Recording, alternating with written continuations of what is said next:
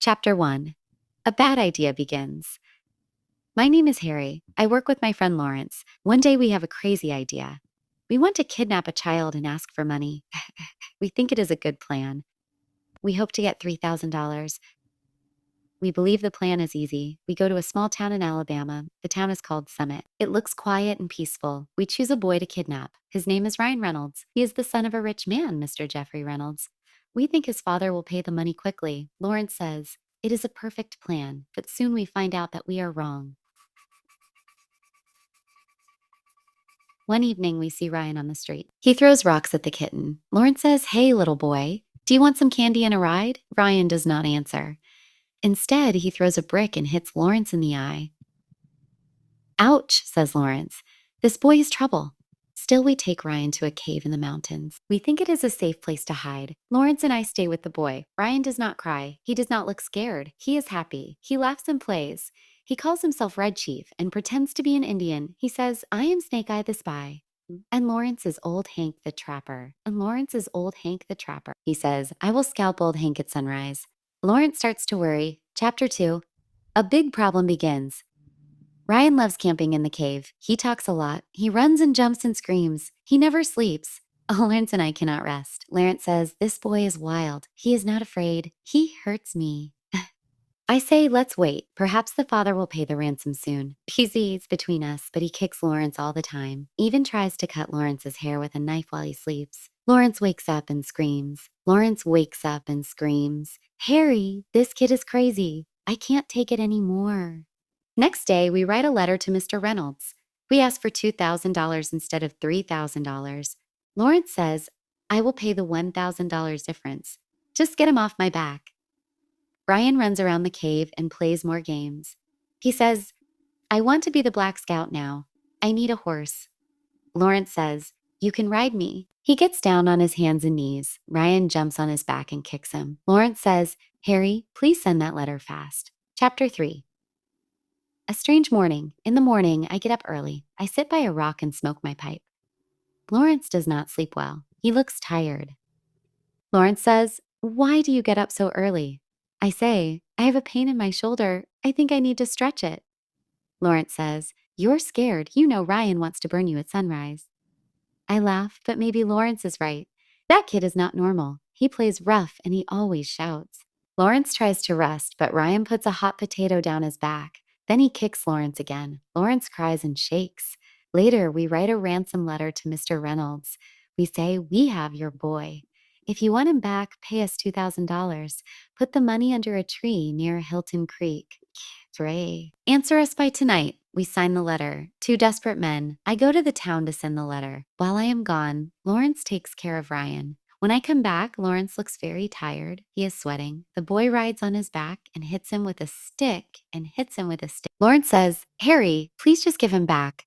We do not need the money." We wait for a reply.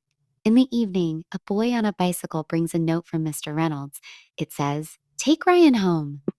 I will not pay you. But if you bring him back tonight, I will pay you $250. That is my offer." Laurence reads the note. His face turns red. He says, "Let's take the offer. One more night with this kid." And I go crazy. I agree. Yes, we take him back tonight. Chapter 4. The escape plan. We tell Ryan that we will go home. He does not want to go. He says, "I want to hunt lions tomorrow." It's tomorrow. "I want to be a cowboy." We say, "No, your father wants you at home." That night, we go to Mr. Reynolds' house. We knock on the door. Mr. Reynolds opens it. He looks calm. "Where is the money?" Laurence asks. Mr. Reynolds hands Laurence $250 and takes Ryan inside. Ryan does not want to leave Laurence. He cries and holds Laurence's leg. His father pulls him away. Ryan says, "I want to stay with old Hank. I don't want to go home." Laurence runs away fast. I say, "Wow, I have never seen a man run that fast." We run far from Summit. We do not look back. Laurence says, "Harry, this is the last time I ever kidnap anyone." I say, "You are right. Crime does not pay." And that is the story of how we lost money and nearly lost our minds because of one little boy, Ryan. After we give Ryan to his father, we feel so happy and free. But the happiness does not last long. The next day, Ryan runs away from home and tries to find us.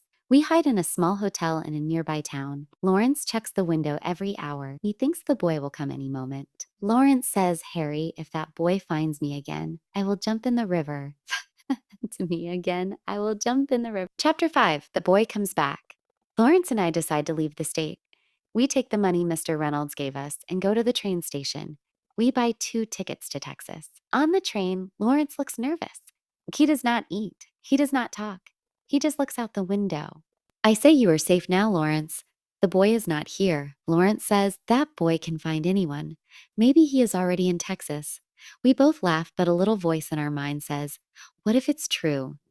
In Texas, we try to start a new life. We find small jobs. Laurence works as a cook.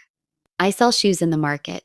But Laurence jumps every time he hears a child laugh. He does not like to see red-haired boys. He says, every boy looks like Ryan to me now. I say, don't worry, he is far away now. Laurence says, no, Harry, Ryan is always in my mind. Chapter 6, A Letter from Summit and Zet. One day I get a letter. It is from Summit. The letter says, Dear Harry and Laurence, Ryan misses you very much. He talks about you every day. He wants to visit you in Texas. Sincerely, Mr. Reynolds. Laurence reads the letter. He turns white. He says, Harry, we move to Ireland tomorrow. I say yes, we do not tell anyone where we go. Now, years later, I tell people this story. I say, do not kidnap children, especially red-haired boys with big ideas. Laurence lives far away now. He does not talk much, but when people ask him about children, he only says one word, no. And Ryan, well, maybe he still plays in the hills, waiting for new friends. This story teaches a big lesson. Crime looks easy, but it is never worth it.